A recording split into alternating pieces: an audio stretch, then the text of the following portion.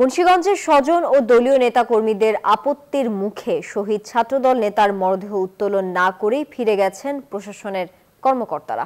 এ সময় এলাকায় উত্তেজনা ছড়িয়ে পড়ে। পরিবারের পক্ষ থেকে জানানো হয়, ছাত্রদল নেতা শারিক নিহতের ঘটনায় পরিবারকে না জানিয়ে কোর্টে মামলা করেন অজ্ঞাত এক ব্যক্তি। বিস্তারিত থাকছে ডেস্ক রিপোর্টে। ৫ আগস্ট আওয়ামী লীগের পতনের মাত্র ২ ঘন্টা আগে ঢাকার চাংখারপুল এলাকায় মাথায় গুলিবিদ্ধ হয়ে শহীদ হন মুন্সিগঞ্জের মীরকাদিম পৌর ছাত্র দলের সদস্য সচিব শারিক চৌধুরী মানিক। এই ঘটনায় গত বছরের অক্টোবরে ঢাকা জজ কোর্টে মামলা করেন রাজু নামের অজ্ঞাত এক ব্যক্তি।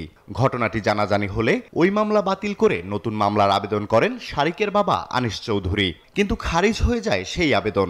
আমার মামলা নেয় নাই, না নিয়ে তারা বলছে যে না, আপনার ছেলের মামলা হয়ে গেছে রাজু আহমেদ নামে আপনার ছেলের বাদী হইয়া রাজু আহমেদ নামে একজনে মামলা করে দিয়েছে। বৃহস্পতিবার অজ্ঞাত বাদীর দায়ের করা মামলায় কোর্টের আদেশে মুন্সিগঞ্জের মীরকাদিমের দক্ষিণ রামগোপালপুর থেকে শারিকের মরদেহ উত্তোলনে আসেন প্রশাসনের কর্মকর্তারা। খবর পেয়ে জেলার ছাত্রদল ও যুবদলের নেতাকর্মীরা এসে বাধা দেন। এটা তো প্রকৃত বাদী না, সুতরাং এই লাশ কখনই আমরা উত্তোলন করতে দিব না। তার লাশ তোলার জন্য যে ষড়যন্ত্র, যেই নাটক, এটা হইল অরিজিনাল আসামি যারা, এইটার সাথে জড়িত যারা, এই খুনের সাথে যারা প্রত্যক্ষ দোষী, তাদেরকে আড়াল করার জন্য একটা তদন্তর কার্যক্রম চালানোর জন্য আমরা মনে করতেছি। মামলার তদন্তের স্বার্থে আদালতের নির্দেশে মরদেহ উত্তোলনে এলেও আপত্তির মুখে ফিরে যাওয়ার কথা স্বীকার করেন উপস্থিত নির্বাহী ম্যাজিস্ট্রেট। ভিকটিমের বাবা চিনেন না, এই বিষয়টা আমাদেরকে জানাইছেন আগেই। আমরা ওইভাবে ওইটা মাথায় রেখে আমরা ওইভাবে অ্যাজ পার ল, আইন অনুযায়ী আমরা আগাচ্ছি।